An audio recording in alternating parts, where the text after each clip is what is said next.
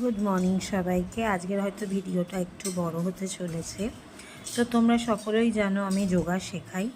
তো সেই কারণে একজন যোগা শিক্ষিকা হয়েই তোমাদের কয়েকটা এক্সারসাইজ আজকের দেখাবো। সেটা হলো অনেকেরই আছে রিস্টে খুব ব্যথা করে, অনেক মহিলাদের আছে, অনেক পুরুষদেরও আছে, প্রচুর পরিমাণে হাতের কাজ করতে হয়, যার জন্য রিস্টে আমাদের খুব ব্যথা হয়। তো আমি সেগুলোরই এক্সারসাইজ দেখাবো।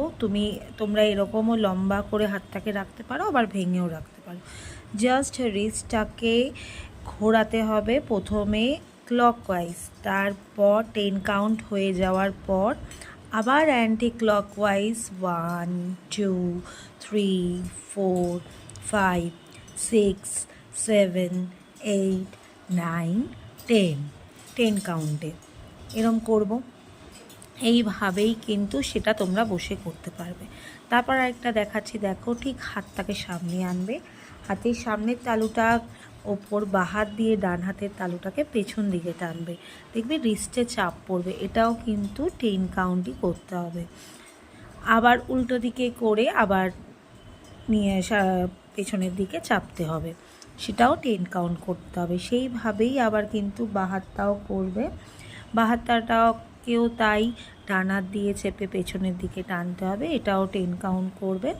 সেরকমভাবে আবার বাঁ হাতটাকেও সামনের দিকে করে ডান হাত দিয়ে পেছনের দিকে চাপ দেবে। এটা গেল।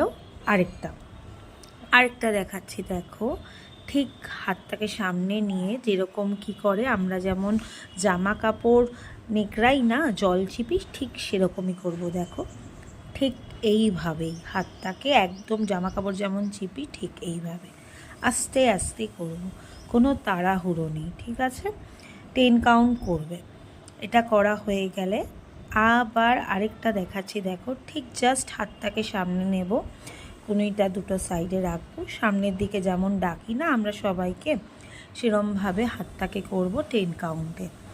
আবারই উল্টো দিকে ওইভাবেই করব, সামনের দিকে ডাকবো, দেখো, পুরো ওইভাবেই করব।